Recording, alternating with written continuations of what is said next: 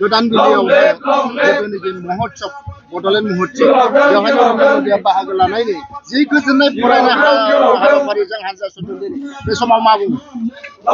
दिनै दुलाराय बर' फरायसा आफाद, मिरु बर' थुनलाइ आफाद आरो मिरु दुलाराय बर' हारिमु आफाद जथायै बिथोन बायदियै दिनै आसाम नाङै मोनफ्रोमबो जिल्लायाव जिल्ला एबसु आरो जिल्ला बर' थुनलाइ आफाद, जिल्ला बर' हारिमु आफाद जथायै बे मोनसे रेलिनि मोनसे हाबाफारि लादों।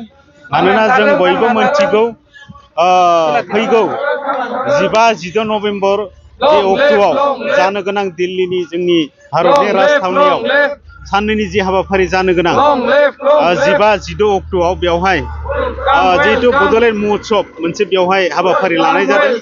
बे हाबाफारियाव जोंनि मानगोनां सिबिजाथाव भारतनि गाहाय मन्त्रि नरेन्द्र मदि बिथाङा 15 अक्ट'आव जोंनि बे बड'लेण्ड महत्सब हाबाफारियाव बाहागो लागोन।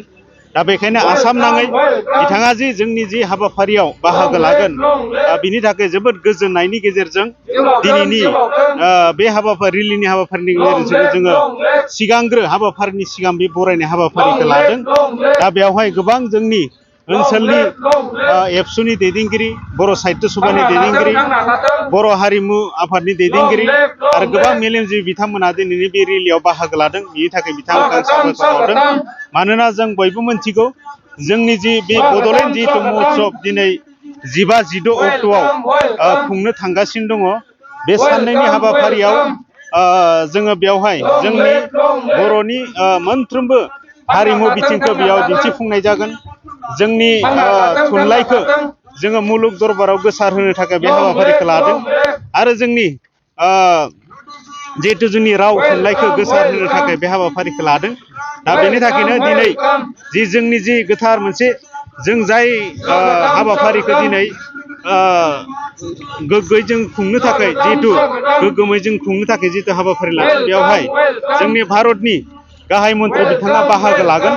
बिनि थाखाय जोबोद गोजोननायनि गेजेरजों दिनैनि बे रेलिखौ सिगांग्रो मोनसे बिथांखौ बरायनाय हिसाबै बे हाबाफारिखौ लानाय जादों। दिल्लीनि जिथु महत्सब बे महत्सबनि थाखाय आरो थांखिया मा?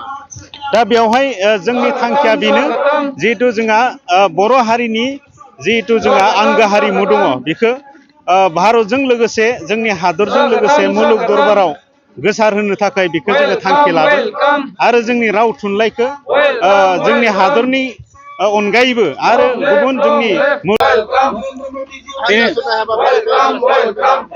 आरो बे हान्जा सुरनायखौ जोङो लानानै थारैनो जोङो गोजोननाय मोन्दों। जोंनो फैगौ 15 आरो 16 नभेम्बराव जानो गोनां जों बर'नि बड'लेण्ड महत्सब फालिनो थांदों।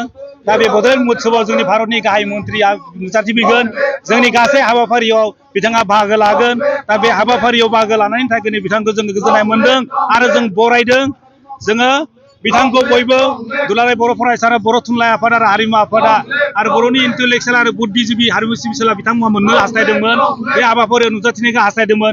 दिनै थारैनो जोङो भारतनि सासे गाहाय दैदेनगिरि गाहाय मन्त्रि बिथांखौ जोङो मोननो हानानै माने जोबोद गोजोननाय मोन्दों आरो बिथांखौ दिनै बे खुसिजोंनो गोजोनजोंनो बरायदों।